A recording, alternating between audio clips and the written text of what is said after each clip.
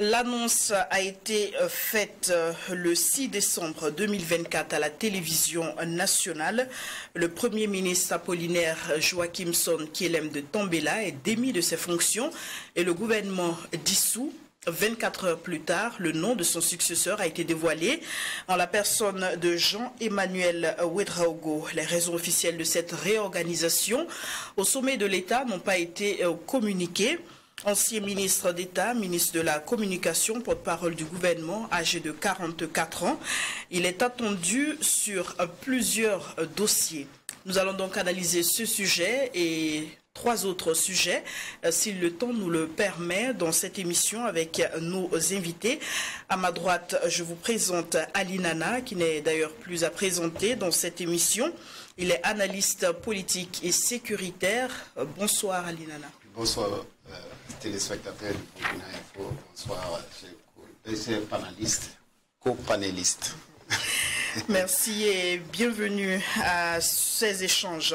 Nous recevons également, juste à côté de Ali Nana, Amadé Adama Soro. Il est journaliste éditorialiste à Savane Média. Bonsoir et bienvenue sur ce plateau. Bonsoir Vanessa. Bonsoir à toutes et à tous. On dit aussi bonsoir et bienvenue à Issouf Sidibé, journaliste à Sankara Média, qui est un média en ligne. Bonsoir Issouf, bienvenue. Bonsoir Vanessa. Alors le décor, il est campé, très chers téléspectateurs. On débute ce tour d'horizon de l'actualité suivi d'échanges avec l'actualité nationale. Jean-Emmanuel Ouedraogo, qui est nommé Premier ministre du Burkina Faso. Alors la première question, je vais l'adresser à Ali Nana. Est-ce que ce remaniement, il vous a surpris?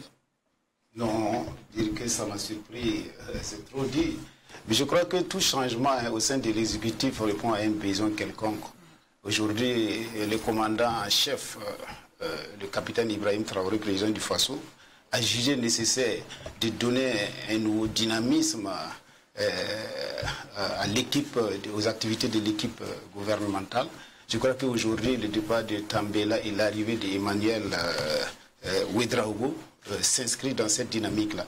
Donc pour moi, c'est un changement comme les autres changements parce qu'à un certain moment de l'évolution des activités sociopolitiques d'une nation, comme le Burkina Faso, qui s'inscrit dans une dynamique très complexe, notamment sur le plan sécuritaire, sur le plan économique et sur le plan politique. Donc aujourd'hui, le changement intervenu au Burkina Faso est un changement que les Burkinabés attendaient plus ou moins, parce qu'effectivement, depuis un certain nombre de jours, il y a eu des sorties qui ont fait des tollés au sein de l'opinion nationale et internationale. Au niveau du Premier ministre Apollinaire Kielem.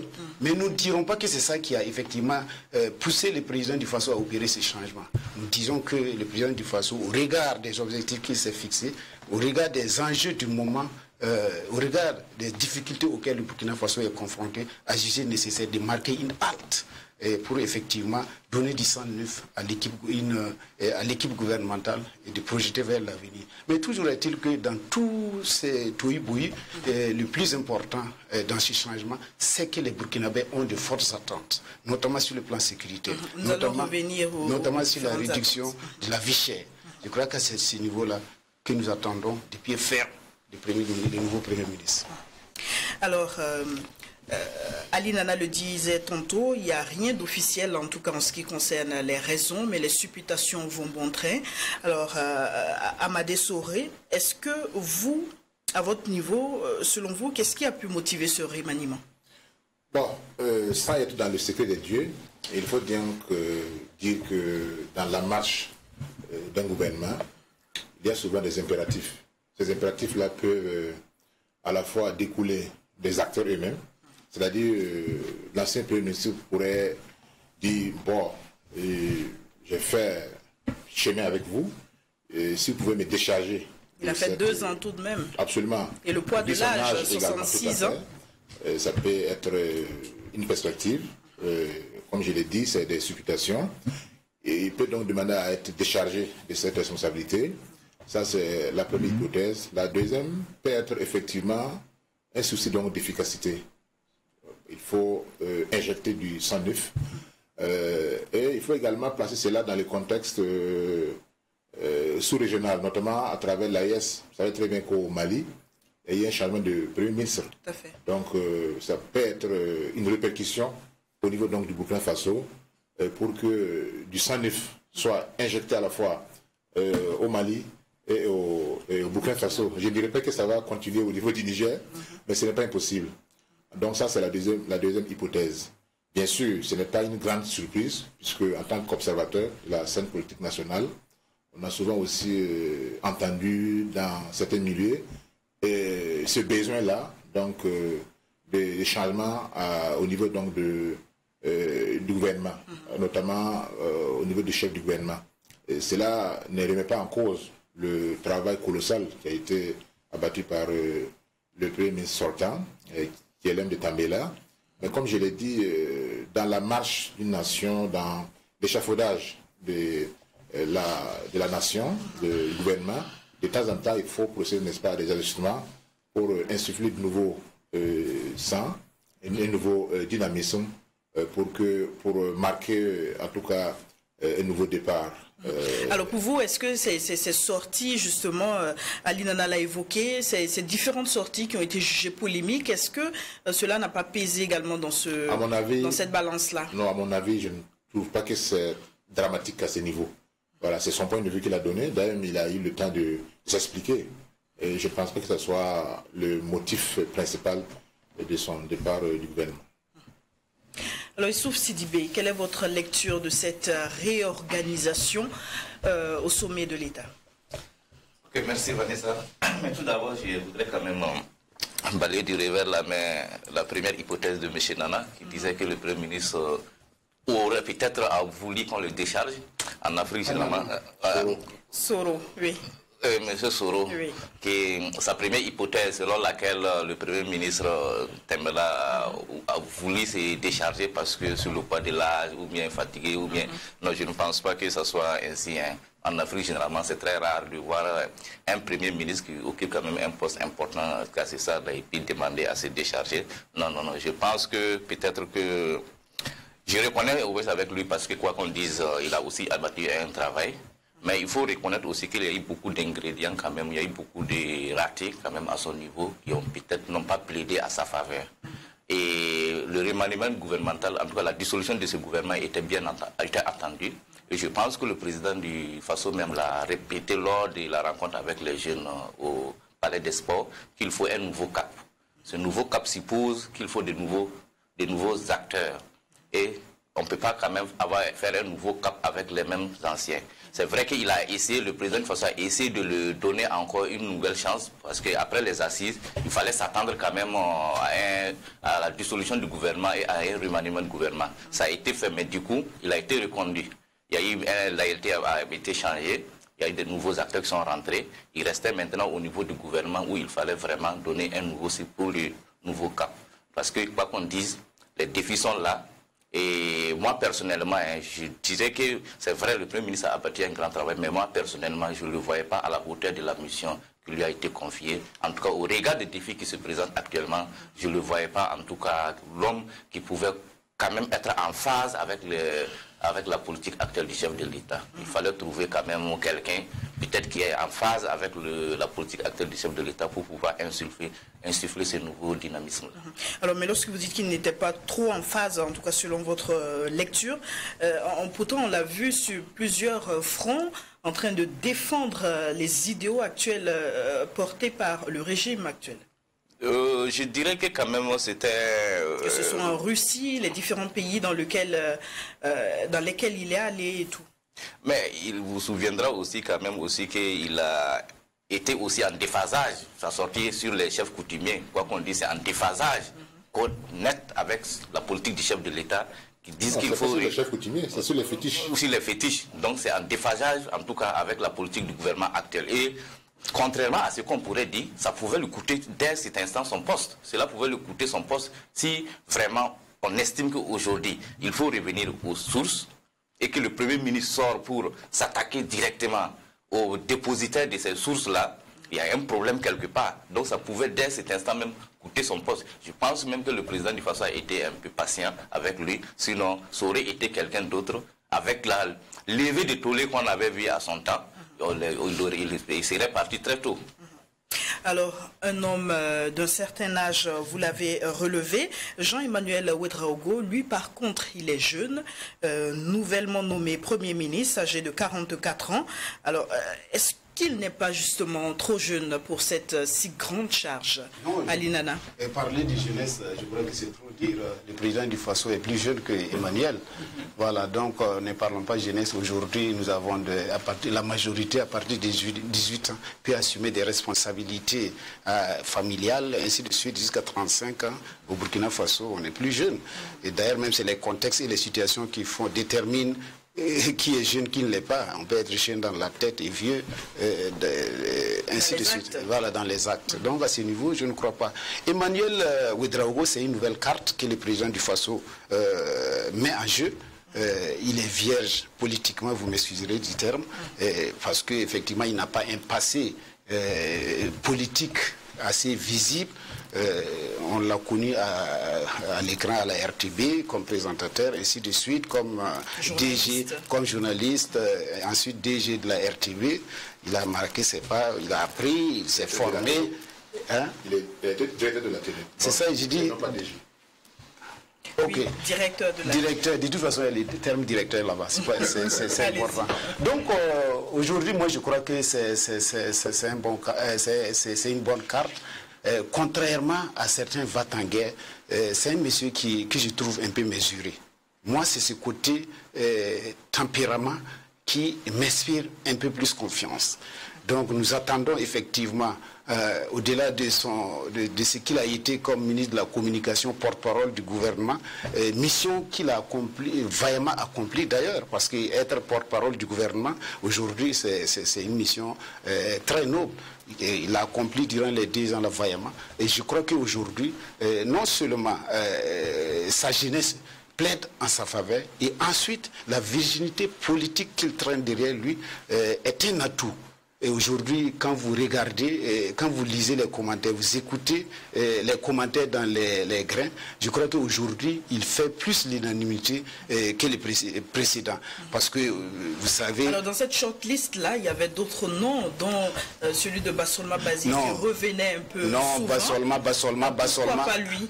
Bassolma ne pouvait pas. Je crois que l'erreur que le président du Faso allait faire, c'est de mettre Bassolma comme Premier ministre, parce qu'il allait créer une fracture sociale irréparable. Parce que non seulement il a la compétence, il a tout, il est charismatique, mais en réalité, il n'a pas ce tempérament, c'est un va-t-en-guerre. Et aujourd'hui, au regard de la composition, au regard de la situation du Burkina Faso, on a besoin de quelqu'un qui a un tempérament acceptable. Alors que Bassolma, au-delà de toutes ses qualités reconnues, il n'a pas cette patience, il a cette fougue-là, un excès de fougue, comme le dit. Donc aujourd'hui, parmi les 3 noms qui circulaient, Zerbo, Bassolma, moi je disais l'erreur monumentale que le président du Faso ne devrait pas commettre, c'est de confier la primature à un monsieur comme Bassolma. Pas qu'il n'est pas bon, mais je crois qu'aujourd'hui le Burkina Faso a besoin de quelqu'un qui rassemble, de quelqu'un qui a de la poigne. Et en tenant compte aujourd'hui de beaucoup de facteurs. Parce que si vous revenez aujourd'hui les éléments qui ont joué en défaveur de Tambela, vous savez, la première erreur que Tambela a faite, c'est sa sortie à l'Assemblée nationale lors de son discours d'orientation politique où il a dit solennellement devant les Burkinabés, ça ne se dit pas qu'il n'est pas fait, il n'a pas pour mission de réunir tous les Burkinabés. Ça ne se dit pas. On sait que personne ne pourra faire l'unanimité, mais ça ne se dit pas. Deuxième élément, la date du 15 mai. Troisième élément, la dette intérieure. Aujourd'hui, vous voyez le panier de la ménagère au Burkina Faso. Vous voyez comment les gens triment pour avoir un seul repas par jour.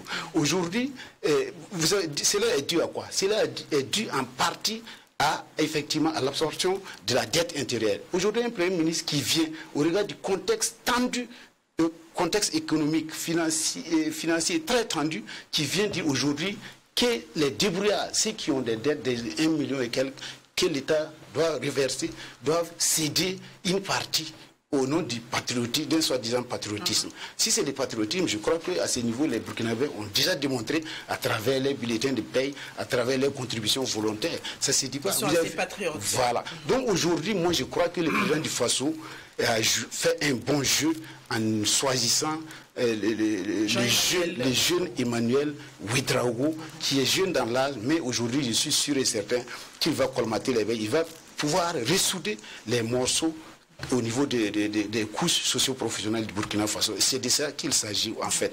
Alors Amadé Soro, pour vous, au-delà du défi sécuritaire, qui on sait le premier des défis du gouvernement au Burkina Faso, quels sont les autres défis auxquels ce nouveau chef de gouvernement serait appelé à être confronté? Je pense que si on se base sur le référentiel national appelé Programme d'action pour la stabilisation et le développement, il y a deux piliers. Il y a la stabilisation. Dans la stabilisation, il y a bien sûr trois éléments. La reconquête du territoire, l'installation des déplacés et bien sûr la sécurisation entière de ces trois personnes, de ces trois éléments. Ensuite, il y a le volet développement. Le développement, on peut tout mettre, notamment l'économie, l'industrialisation, et nous avons vu l'inauguration de l'usine de tomates à Boboglasso qui est un bon indicateur. Il y aura également d'autres qui vont suivre, je pense qu'à Yako et puis à Tinkoudou. Les volets également donc, de l'autosuffisance alimentaire qui est très très important. Ce sont ces deux piliers, à mon avis, qui doivent être la boussole de la nouvelle équipe gouvernementale. Et bien sûr, Rim Talba, Jean-Emmanuel Ouédraogo, qui est un ancien membre donc, du gouvernement, dès les premiers instants, depuis le 30 septembre. Alors, c'est de l'intérieur ce qui se passe du gouvernement, ce qui se passe, quelles sont les priorités qui sont définies. Et ensuite, il est monté en grade, en étant ministre d'État. C'est-à-dire qu'il n'y a pas d'interroger entre lui et le chef de l'État. À ce titre également, donc, il a eu connaissance de beaucoup de dossiers. Nous pouvons donc dire, au-delà des atouts que les uns et les autres ont formulés à son endroit, dire effectivement que c'est alors la tempérance, la compétence et la vision donc, du chef de l'État qui a mené, bien sûr, le ministre d'État à occuper, n'est-ce pas, ce poste-là. On l'a vu sur plusieurs chantiers. Vous savez, il avait 4 départements. Hein. Il y a la communication, pour ne pas dire 5, la communication, la culture, les arts, le tourisme, plus le porte-parole du gouvernement. Donc en réalité, on l'a vu sur tous ces chantiers, il s'est battu, il a fait des résultats vraiment extraordinaires. Et je pense que c'est tout cela, ce sont ces résultats-là qui ont milité, qui ont plaidé en tout cas à la faveur de son choix pour présider, en tout cas, pour être le chef du gouvernement. Et nous pensons très bien que la dynamique actuelle, qui est celle de la promotion, de la compétence, de la rigueur et de l'honnêteté, tous ces éléments réunis alors, peuvent faire, en tout cas du nouveau chef du gouvernement, l'homme de la situation. D'autant plus que ça, c'est quand même l'unanimité, hein, tout le monde le reconnaît en lui, son humilité, son écoute. Et dans un moment crucial comme le nôtre, ce sont des qualités qui sont indispensables. C'est-à-dire le fait d'écouter tout le monde, d'adopter une posture modeste, teintée donc de compréhension, parce que nous menons certes une lutte implacable contre les groupes terroristes, mais en même temps, nous devons travailler à l'après-guerre. On doit déjà réfléchir à l'après-guerre. L'après-guerre, c'est quoi? C'est, comme je l'ai dit, c'est le développement, c'est la fourniture des services sociaux de base, l'éducation, la santé, les infrastructures. Et nous pensons très bien que le nouveau Premier ministre pourra relever efficacement ces défis. Alors très sportivement, on va poursuivre au deuxième thème retenu pour cette émission qui porte sur le port du casque obligatoire. Alors l'annonce de rendre obligatoire le port du casque le 1er janvier 2025 fait déjà des mécontents. Il y a ceux qui dénoncent le fait que les casques ne sont pas vendus avec les motos, contrairement à l'accord signé par le gouvernement et les commerçants. D'autres estiment que cette mesure peut être source d'insécurité. Il y a aussi cette catégorie de personnes qui pensent que à lui seul, le casque ne peut pas être une source, autant pour moi, de régulation de la circulation. Les usagers doivent s'autodiscipliner et respecter le code de la route. Alors, Issouf, quel est votre avis sur ces polémiques-là, au regard des raisons avancées, des raisons diverses d'ailleurs? Je pense qu'il ne doit pas avoir de polémique. En matière de sécurité routière, il faut forcément le casque. Parce que le débat ne se pose pas à ce niveau. S'il faille porter le casque ou pas, non, ce n'est pas là le débat. Maintenant, comment il faut l'acquérir? Je pense que le débat doit se poser en amont. Aujourd'hui, il y a quand même des vendeurs de motos. Une fois que vous payez votre moto, ils ne vous distribuent pas le casque. Il y a un problème à ce niveau. On va vous dire, il faut aller et puis revenir. Vous allez faire des va-et-vient, vous n'allez pas l'avoir. Mais après, s'il faut encore aller à payer le casque, là, ça devient un problème. Donc, je pense que ce que l'État doit faire, c'est mettre vraiment la pression sur les revendeurs, là, de telle sorte qu'une fois que quelqu'un acquiert sa moto, ça doit être suivi de tous les éléments nécessaires, voilà, systématiques. Maintenant, dire qu'il y aura une répression, je pense que ça sera très tôt de réprimer. Ça sera très tôt. Il faut aller doucement vers la sensibilisation, travailler de telle sorte que tout le monde puisse en avoir. Voilà, parce que si tout de suite on part vers la répression, il y a beaucoup d'élèves aujourd'hui qui partent à l'école sans casque. Ce n'est pas parce qu'ils ne veulent pas porter le casque, c'est parce que souvent il y a manque de moyens. Il faut reconnaître que le contexte national est tellement difficile. Donc, on a vu des campagnes de promotion des casques qui étaient vendus à des prix assez sociables. Même ça, je pense qu'il faut travailler à ce que les gens, les revendeurs, même une fois que quelqu'un paye sa moto, on lui est disponible son casque. Donc il ne faut pas attendre lorsqu'on va vers les revendeurs, justement, parce que nous avons eu à faire un élément là-dessus, ils se plaignent du fait que les motos viennent avec des casques, certes, mais ce ne sont pas des casques de bonne qualité et que les usagers n'en veulent pas. Et lorsqu'on leur montre des casques de bonne qualité, mais c'est payant. Mais attends, que ça soit de bonne qualité ou pas, une fois que ça vient avec, il faut donner. Est-ce que vous allez donner parce que ce n'est pas de bonne qualité, je vais refuser de prendre? Non. Si c'est que j'ai droit à ça, vous devrez me donner. Donc ça veut dire qu'eux-mêmes, ce qu'ils disent là, c'est faux. Parce que moi, j'ai plusieurs fois expérimenté ça. Chaque fois quand tu pars, tu payes la moto, on te dit que le casque, il faut revenir après. Et après, tu vas les appeler en vain. Tu vas repartir, ils vont dire non, ce n'est pas encore arrivé. Donc ce qu'ils racontent, c'est des histoires. C'est eux-mêmes qui ne veulent pas disposer ça parce qu'ils veulent faire la spéculation autour de ça. Voilà. Donc je pense que ce qu'ils disent là, c'est une fausse histoire. Eux-mêmes, ils n'en ont même pas les casques. Ils n'en ont même pas. Et aujourd'hui, obliger les gens à porter les casques, ça serait un problème. Quand bien même que c'est nécessaire. Donc il faut aujourd'hui sensibiliser les uns et les autres à adopter cette pratique-là, de telle sorte que au bout d'une année, tout le monde puisse rouler sa moto à casque. Alors bien avant justement que cette mesure ne rentre en vigueur, actuellement c'est la campagne de sensibilisation. On va sensibiliser jusqu'à quand, Ali Nana?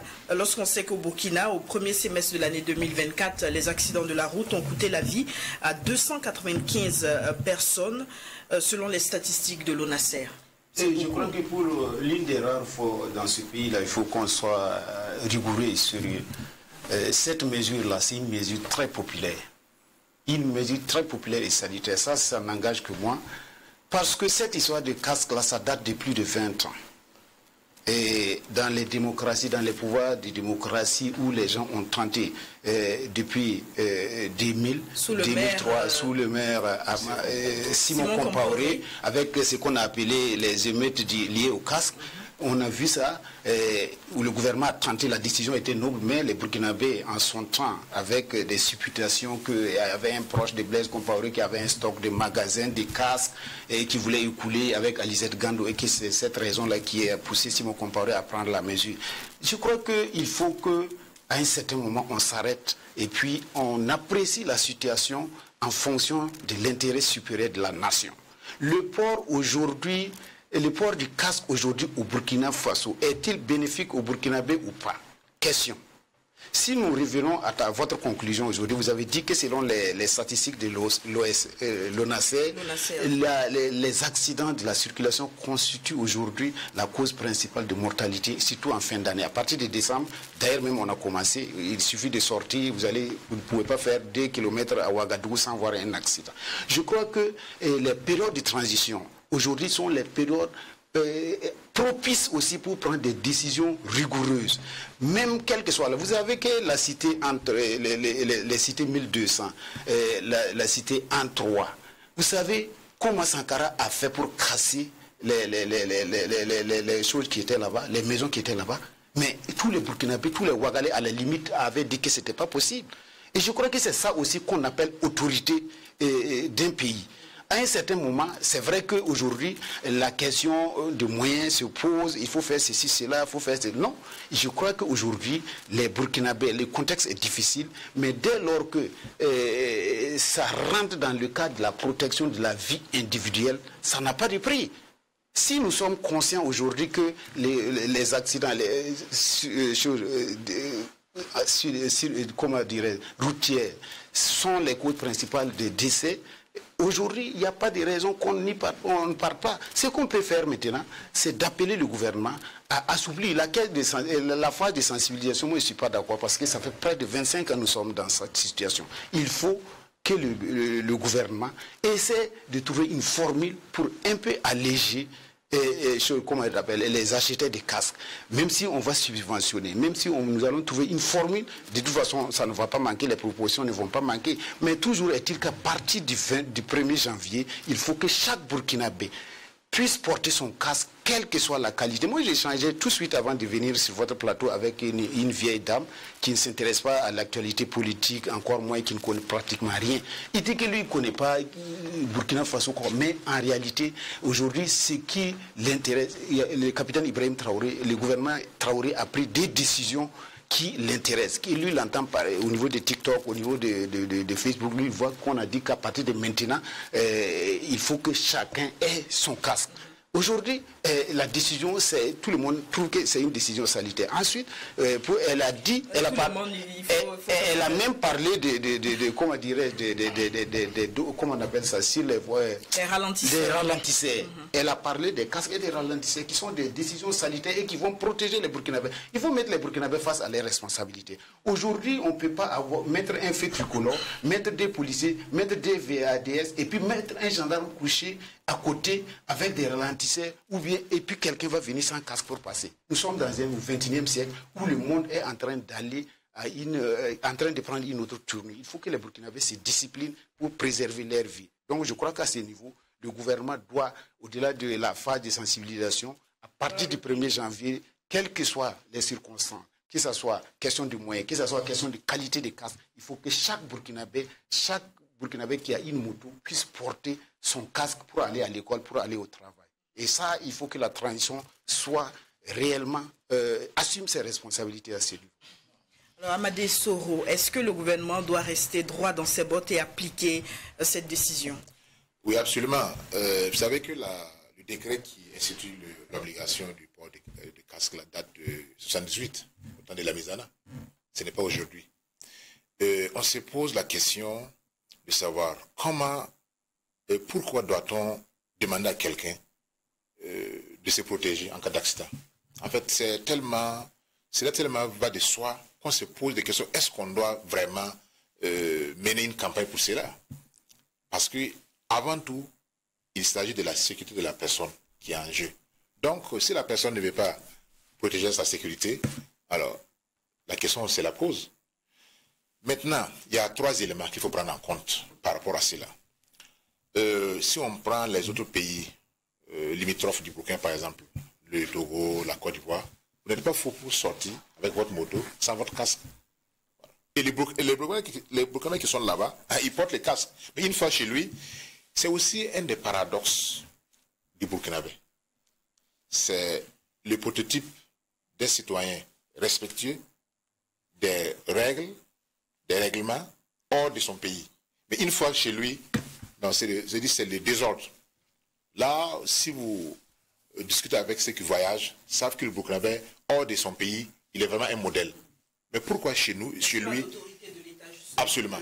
Parce qu'il y a eu, tout à fait, il y a eu beaucoup donc, de laxisme qui a fait que le Burkinabé pense que chez lui, alors il doit se libérer de toutes les contraintes.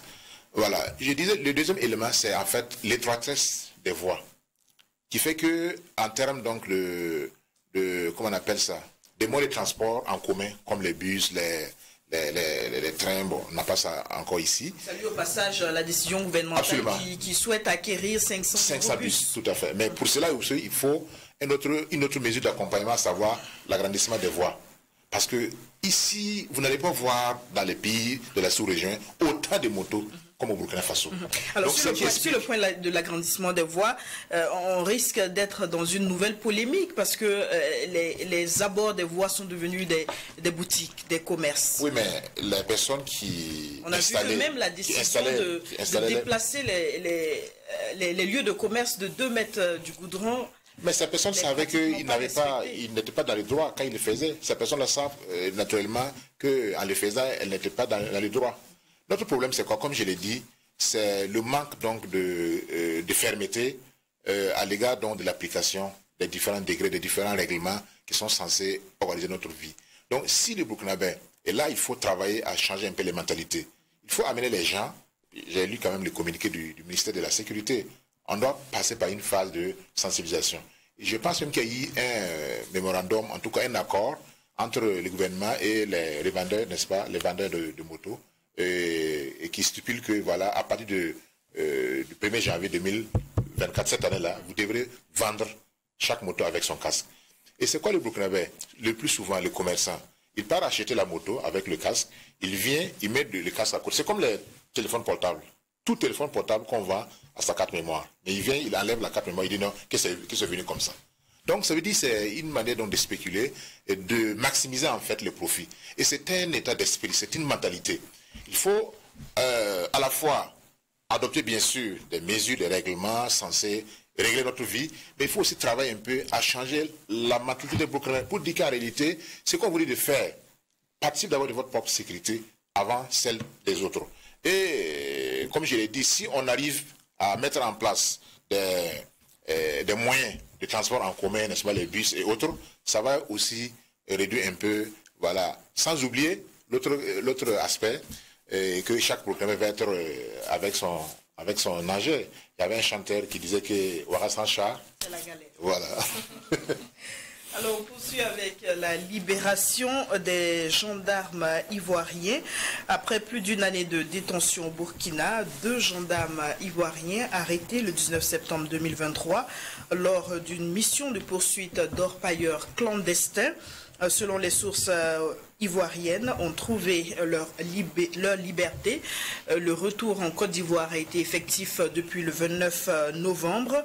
Et l'aboutissement d'intenses négociations diplomatiques conduites par le président togolais Faure Gnassingbé. Alors Youssouf, cette décision, comment vous l'accueillez? Est-ce le début d'un aplanissement des tensions entre nos deux pays? Bon, c'est une très bonne chose. Il faut saluer quand même ces bons offices togolais qui ont joué un rôle très important pour la libération de ces gendarmes. Et c'est une bonne chose aussi en matière de relations entre le Burkina Faso et la Côte d'Ivoire.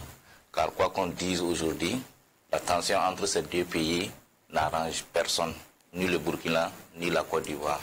Nous sommes liés par plusieurs facteurs.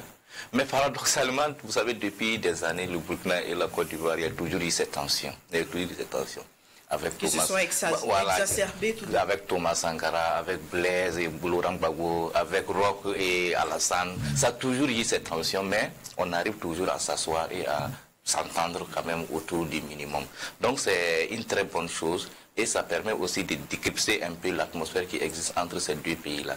Indépendamment de la libération de ces deux gendarmes, je pense même que ces offices togolais quand même peuvent aussi aborder d'autres thématiques de telle sorte que le Burkina et la Côte d'Ivoire puissent avoir un même dialogue et avoir la même vision. Parce que c'est quoi? Aujourd'hui, dans le contexte de la vie chère, nous avons intérêt, ou tous les deux pays ont intérêt à ce qu'il y ait une très bonne entente pour faciliter un peu, non seulement la circulation des biens et des personnes.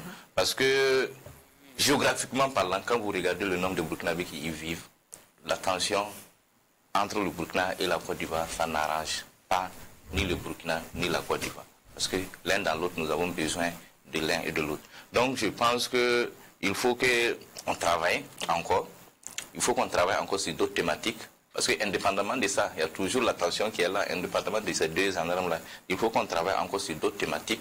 Il faut qu'on revienne encore sur ce qui avait déjà l'existant, à savoir le Conseil de ministres conjoints entre les deux pays. Le traité d'amitié et de coopération.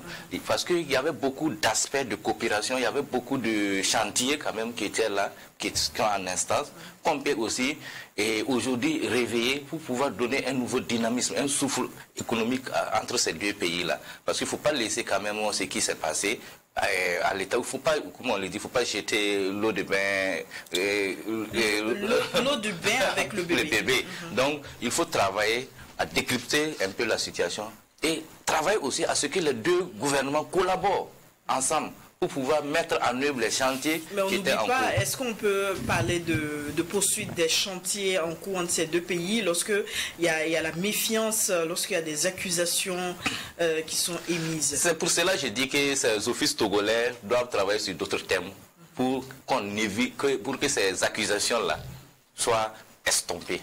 Il faut qu'ils travaillent de telle sorte que ces deux pays-là puissent travailler ensemble, main dans la main, pour relever les défis. Parce que quoi qu'on dise, les défis ne sont pas seulement nationaux. Les défis sont aussi sous-régionaux.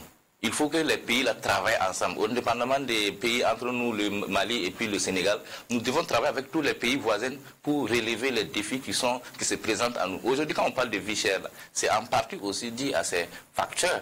C'est en partie aussi dû à ces facteurs. Tout augmente. Peut-être que aussi au niveau des ports, il y a un certain nombre de problèmes. Donc il faut travailler à résoudre tous ces problèmes et à s'entendre avec tous les voisins. C'est important.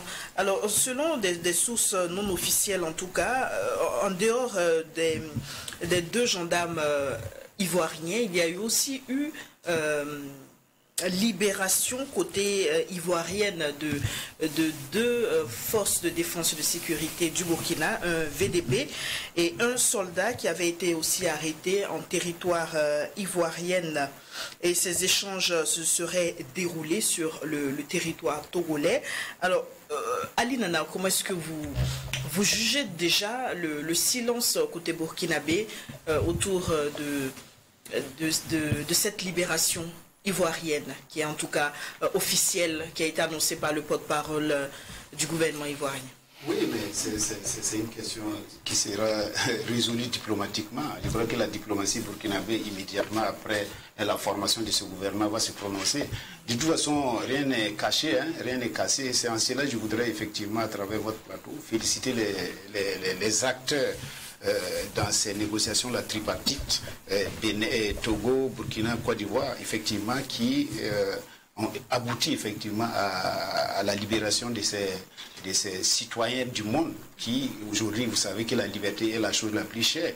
Dès lors qu'un chef de famille est privé de liberté, de ses droits d'aller et de revenir, qui a ses enfants, sa famille, qui depuis un an en attendent, dès lors que, effectivement, ces personnes-là recouvrent la liberté, il faut avoir le courage de féliciter ces acteurs-là. Et je voudrais effectivement, dans le sens de ce que M. Sidibé a dit, c'est en cela aussi le leadership s'installe. Le président togolais aujourd'hui a carte blanche dans cette sous-région-là pour s'ériger en leader. Vous savez, le capitaine Blaise Compaoré, en son temps, c'est à travers ces petits conflits qu'il a pu effectivement résoudre. Et à un certain moment, il s'est rendu incontournable dans toutes les frustrations, dans toutes les négociations dans la sous-région. Aujourd'hui, le président du Togo, le président togolais a une entrée au niveau des présidences de la sous-région de l'AES, que ce soit Mali, Niger, Burkina Faso, Togo, Bénin. Je crois qu'aujourd'hui, il fait l'unanimité.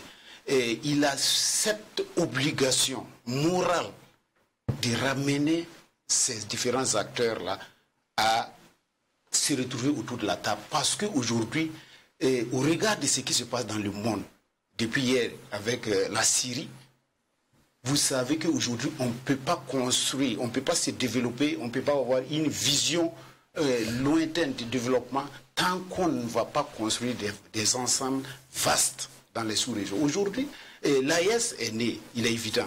La CEDEAO est là. Mais il faut que les présidents mettent en tête qu'il faut effectivement se retrouver et voir dans la même direction. Parce que les chantiers se construisent avec les autres. Aujourd'hui, on ne peut pas se développer en vase clos comme on le dit. Il faut une conjugaison d'ensemble d'acteurs sous-régionaux pour effectivement porter la voix de l'Afrique de l'Ouest, que ce soit à travers l'AES, que ce soit à travers la CEDEAO, que ce soit à travers d'autres organisations, pour permettre à l'Afrique de l'Ouest de faire ce que l'Afrique de l'Est est en train de faire, de l'Afrique centrale est en train de faire, l'Afrique australe est en train de faire. Aujourd'hui, nous sommes... donc à ce niveau-là, je crois qu'il faut que le Burkina Faso, la Côte d'Ivoire, le Bénin, le Mali, le Togo et l'AES, les autres pays, puissent, avec le Nigeria, se retrouver rapidement autour de la table pour voir dans quelle mesure, effectivement, ils peuvent amorcer un développement durable à partir, effectivement, de ces acteurs-là. Sans quoi, il serait difficile. Comme il a dit, l'histoire de ce pays-là et de la Côte d'Ivoire est jalonnée, effectivement, par des tensions perpétuelles, où, effectivement, mais on est arrivé à chaque fois à sauver ce qu'on appelle l'essentiel. Donc aujourd'hui, l'essentiel est sauvé, les gendarmes sont libres, les VDP sont libres. Il faut qu'avec le nouveau gouvernement, il faut que, effectivement, ces gens-là se retrouvent pour essayer de discuter, pour essayer d'en parler, parce que autant la Côte d'Ivoire nous accuse aussi d'abriter des déstabilisateurs, autant aussi, et vice-versa. Donc il va de soi... Alors, Amadé Soro, sur cette question, quelle est votre analyse? Oui, il faut tout d'abord saluer cette démarche diplomatique entamée par le président togolais, Faure Gnassingbé. Vous savez très bien que les relations entre les États sont fondées sur deux piliers. Il y a le canal officiel, diplomatique. Il y a aussi en fait le canal officieux, où on fait intervenir des personnes donc, le plus souvent rompues à l'art de la négociation pour essayer donc de rapprocher les parties en conflit. Lorsque le dialogue où les pourparlers directs sont impossibles, on peut recourir, n'est-ce pas, au dialogue indirect. C'est la partie ivoirienne, bien sûr, qui a dévoilé l'information. C'est vrai qu'on savait qu'il y avait des gendarmes ivoiriens qui étaient arrêtés ici, puisqu'ils disaient qu'ils étaient à la poursuite d'Orpailleurs, qui seraient entrés donc illégalement en territoire burkinabé. Et d'autre côté aussi, on a vu souvent aussi les images où il y avait eu un échange houleux entre des officiels militaires ivoiriens et un VDP au niveau de la frontière burkinabé. Donc, nous pouvons donc dire que le Burkina n'a pas de problème avec la Côte d'Ivoire. Peut-être c'est la Côte d'Ivoire qui peut avoir un problème avec le Burkina Faso. Quand on regarde l'histoire des deux pays, et chaque fois qu'on a des dirigeants au Burkina Faso, des dirigeants qui s'affirment, qui veulent sortir de la tutelle, alors cela a posé problème au niveau ivoirien. On a vu avec Houphouët, même au lendemain des indépendances, si vous lisez l'histoire, vous savez très bien que la Côte d'Ivoire a toujours voulu mettre le Burkina Faso sous coupe réglée. Voilà, parce que c'est un pays qu'on dit pauvre, enclavé, etc., qui a une forte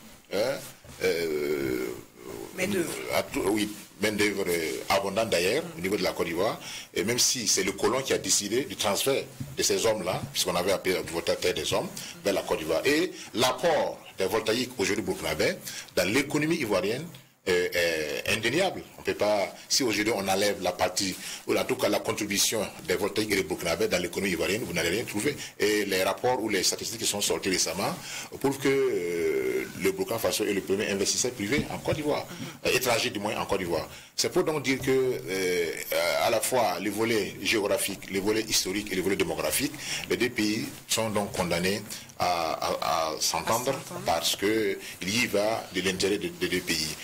Vous avez également évoqué les bons offices joués par le président togolais, Faure Gnassingbé, et que Sylvain donc disait qu'est-ce qu'on n'allait pas extrapoler, faire en sorte que d'autres sujets puissent être englobés par ces démarches-là. Moi, je pense que la création de l'AES, j'ai eu l'occasion de le dire dans mon dernier livre sur l'AES, Chronique d'une audacieuse marche, où j'ai effectivement montré que les trois pays de l'AES, au même moment où ils s'équipent militairement, où ils font des acquisitions importantes, n'ont pas fermé la porte de la négociation, n'ont pas fermé la porte de la diplomatie. C'est pourquoi vous avez vu que malgré la tension entre le Niger et le Bénin, il y a eu en tout cas un terrain d'entente. Là, entre la Mauritanie et le Mali, il y a également eu un terrain d'entente. Entre bien sûr l'Algérie bien sûr, le Niger aussi, il n'y avait pas eu de problème, mais il y a eu en tout cas une entente entre le Burkina Faso et la Côte d'Ivoire. Je pense qu'on ne doit pas franchir le Rubicon, puisqu'il y a beaucoup de choses qui nous unissent, puisque c'est qui nous divise. Donc je pense qu'une telle initiative doit être multipliée pour que, dorénavant, les deux pays-là puissent regarder vers la même direction. C'est vrai que l'AES est créée et que la Côte d'Ivoire reste toujours dans la CEDEAO, mais on peut trouver des vases communicants, donc des liens de collaboration entre les deux entités pour le bonheur des citoyens des deux pays. Alors, on va terminer avec ce tout dernier point qui porte sur la fin des accords militaires entre la France et le Tchad, ainsi que le Sénégal qui clame sa souveraineté et plaide pour la fermeture des bases françaises sur son territoire. Alors, Sidibé, selon vous, quels sont les enjeux d'une telle rupture de part et d'autre, que ce soit au Tchad et au Sénégal? Non, il n'y a pas danger en tant que tel. Hein. Je pense que la rupture, c'est des choses qui s'imposent aujourd'hui, quoi qu'on dise. Ce sont des choses qui s'imposent. Ce n'est pas un fait nouveau. Des chanteurs comme Alpha Blondy ont chanté depuis des années que l'armée française quitte les territoires africains. On ne peut pas comprendre qu'un pays quand même souverain, qu'un pays indépendant aujourd'hui abrite des bases militaires d'une autre puissance. Ce n'est pas normal. Donc, c'est des choses prévisibles. C'est des choses aujourd'hui, en fonction des pays, chaque pays essaie de se débarrasser, certains avec véhémence, d'autres de façon négociée. On peut donc dire que le déclic est venu du Sahel? Le déclic est venu du Sahel, mais il faut se dire que le déclic existait depuis. Parce que quoi qu'on dise, Maurice Yamugwa a refusé la présence des bases militaires françaises depuis les premières heures de l'indépendance. Je pense que c'est le seul pays quand même qui avait, de façon solennelle, refusé l'installation des bases militaires françaises. Et la Guinée.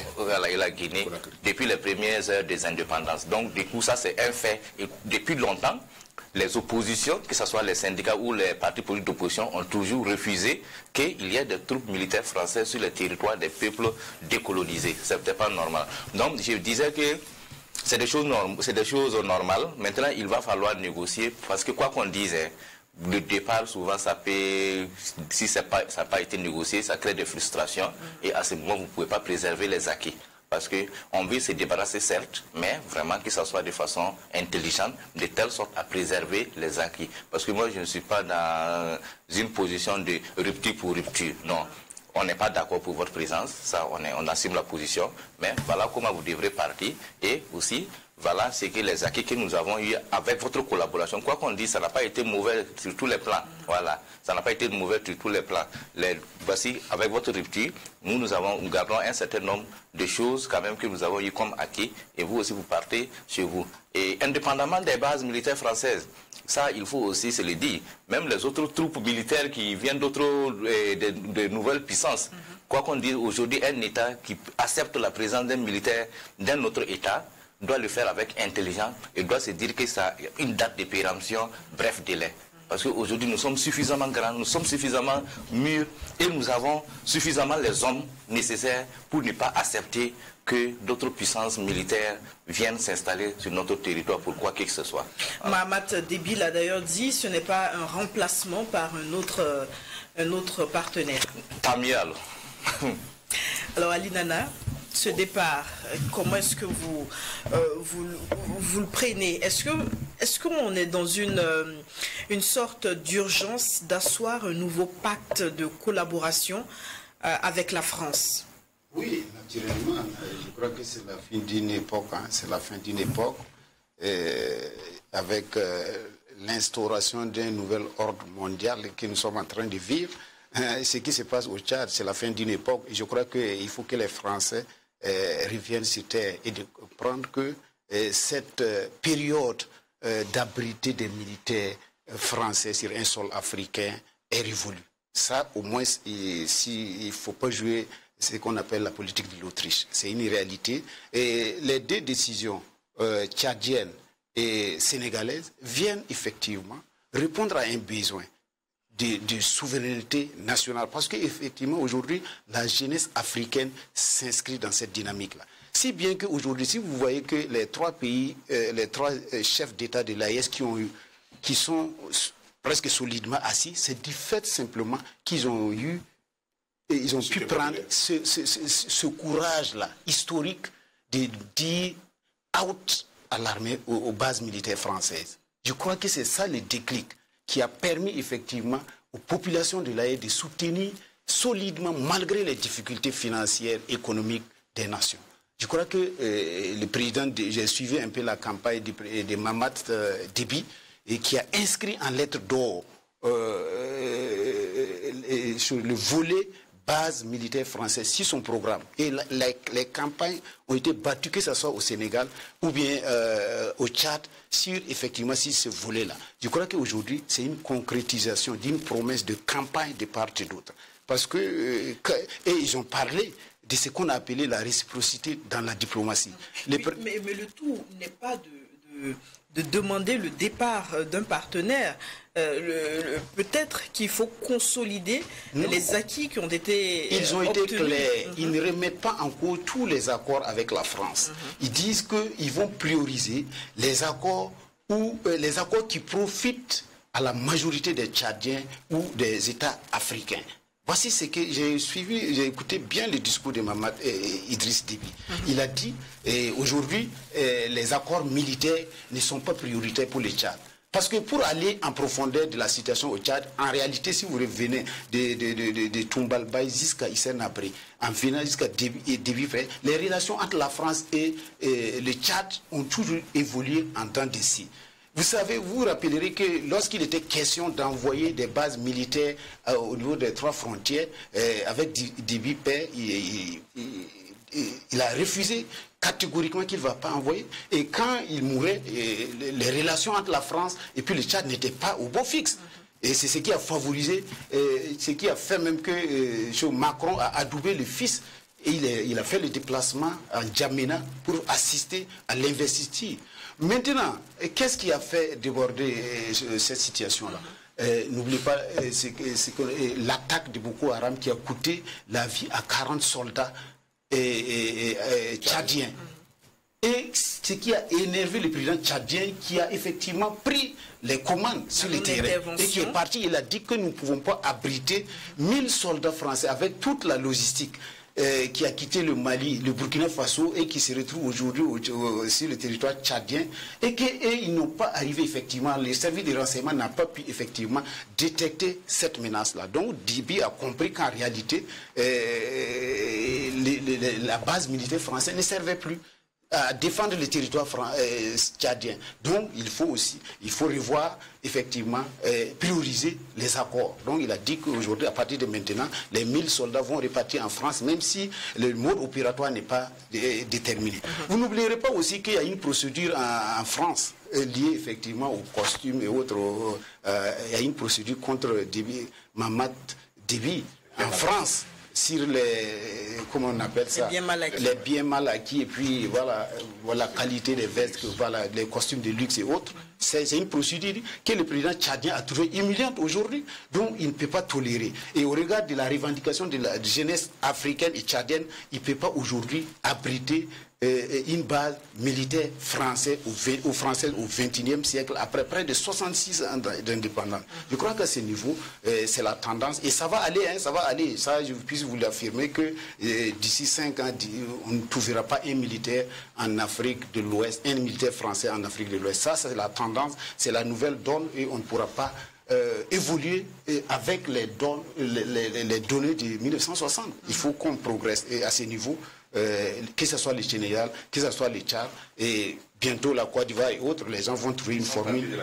Ah, ils sont en train de partir, même si c'est la manière la plus douce que les Ivoiriens utilisent aujourd'hui. Je crois qu'aujourd'hui, c'est un impératif parce qu'il y a des revendications souverainistes en Afrique aujourd'hui. Merci Ali Nana. On va entendre Amadé Soré sur ce dernier point. On nous signale qu'il est pratiquement l'heure. Absolument.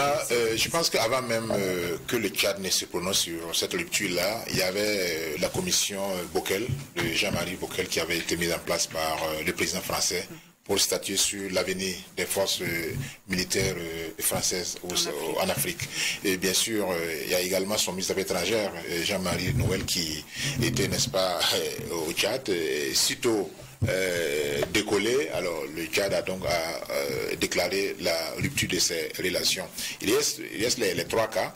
Il y a bien sûr l'interview accordée par le président sénégalais et qui a demandé aux journalistes français, est-ce que vous serez content de voir un militaire sénégalais pavaner dans les rues de Paris avec des chars? Donc, une question qui n'a pas trouvé de réponse. Sans oublier qu'il y a les 3 bases, il y a les 4 bases maintenant. Le Tchad qui sera bientôt démantelé. Il y a la Côte d'Ivoire qui sont toujours présents en Côte d'Ivoire. Il y a un accord qui a été signé pour rétrocéder le camp de Port-Boué, je pense qu'en 2025, voilà, etc. Il y a également donc le Gabon, qui sont toujours présents au Gabon. Et bien sûr Djibouti, qui est un cas un peu spécifique, puisque Djibouti, c'est en réalité le carrefour un peu international où il y a toutes les bases militaires, les États-Unis, l'Italie, la France, la Chine, etc., qui pratiquement, ça ne va pas concerner en fait, le retrait des soldats français en Afrique ne va pas bien sûr concerner Djibouti.